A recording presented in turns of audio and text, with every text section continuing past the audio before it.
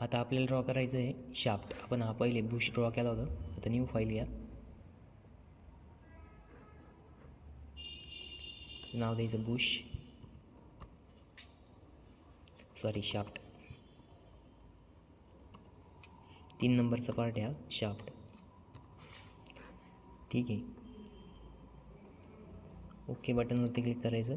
नंतर background white करतो बघा मी इथं, पण व्हाईट बॅकग्राऊंडनी डोळ्यांना त्रास होतो, बट क्लिअरली विजिबल व्हायसाठी मी व्हाईट करतो. ठीक आहे. त्याच्यानंतर नेक्स्ट बघा, आता शाफ्ट कसं आहे सर्क्युलरच, तर आपण त्याचा हाफ सेक्शन ड्रॉ करू शकतो, किंवा डायरेक्ट तुम्ही एक्सट्रूड करून पण करू शकता. ठीक आहे. तर मग एक्सट्रूड करून जर करायचं असेल तर 2 सर्कल ड्रॉ करायचे. फर्स्ट सर्कल 50चं आणि दुसरं 64चं. ठीक आहे. तर आपण इथं आता हे जे स्केच घेतलं हे डिलीट करा. आपण काय करू, एक्सट्रूड कमांडनी ड्रॉ करू स्केच. मग बॉटम प्लेन घ्या. ओके. मग एक 50चा डायमीटरचा घ्या आणि दुसरा घ्या 64वाला सर्कल. 64 6 आलं आहे ते डायमेन्शन मॉडिफाय करता येतं. 64. ठीक आहे. फिनिश. आता बघा, फर्स्ट एक्सट्रूड कमांड घ्या आणि हा जो आहे याला एक्सट्रूड करा. तर याची जी लेंथ आहे बघा इथं दिलेली, तर लेंथ किती दिलेली आहे 72, आणि ॲप्लाय करा. ठीक आहे. त्याच्यानंतर याला सिलेक्ट करा आणि त्याची बघा इथं त्यांनी काही स्पेसिफाईड दिलेलं नाही, तर तुम्ही तुमच्या मनानं किती पण घेऊ शकता. तर मग आपण इथं 25 mm घेऊ. ठीक आहे. कारण की हा काय इथं ब्रेक केलेला शाफ्ट, म्हणजे हा इथून पुढं शाफ्ट किती पण लॉंग लेनचा असू शकतो, असं त्याचं मिनिंग आहे. तर तो काही स्पेसिफाय करेल नाही, तर इथं 72 टाकायचं मग, आणि इथं टाकायचं 72 + 25.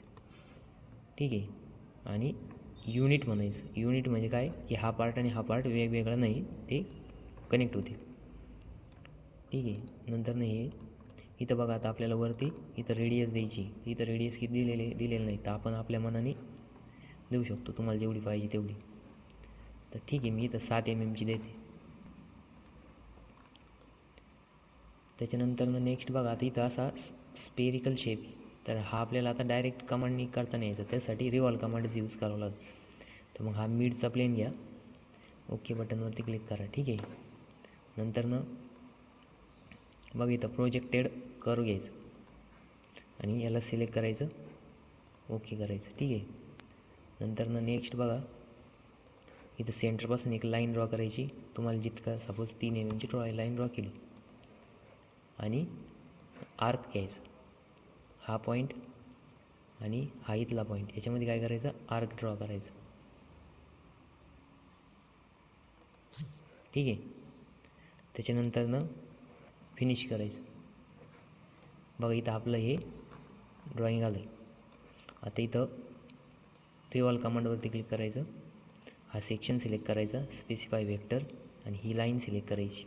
बघा इथं मटेरियल आलं आहे बघा, आणि याला फिनिश करायचं. युनिट म्हणायचं, युनिट आणि फिनिश. ठीक आहे. आणि याला हाईड करा, आणि हे स्केच पण हाईड करा. तर बघा इथं स्फेरिकल शेप आला टॉप फेसला, किंवा तुम्ही हे स्केच वाढवू पण शकता. आणि हे जे आपण 3 mm केलं आहे याला 5 mm करा, म्हणजे ते दिसेल व्यवस्थित. ठीक आहे. फिनिश. मग आता दिसतं आहे. ठीक आहे. नंतर हाईड करायचं. याचा तुम्ही कलर चेंज करू शकता व्ह्यूमध्ये जाऊन.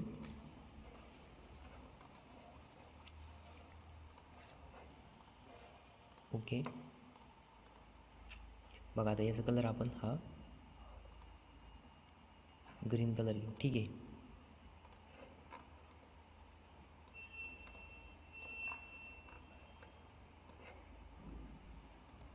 किंवा मेटॅलिक कलर घेऊ आपण.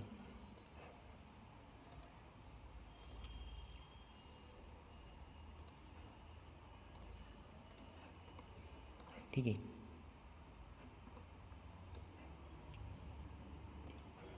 आता बघा हे शाफ्ट काय इथून त्याची लेंथ काही स्पेसिफाईड नाही, म्हणजे काय आहे की ती तिथं दिलेली नव्हती, कारण की इथं ब्रेक केलेलं दाखवलेलं आहे. आपण ही रेडियस थोडी कमी करू. ही जी एज ब्लेंड केली होती आपण 7 mm ची केली होती, तर याला आपण 5 mm ची करू. ठीक आहे.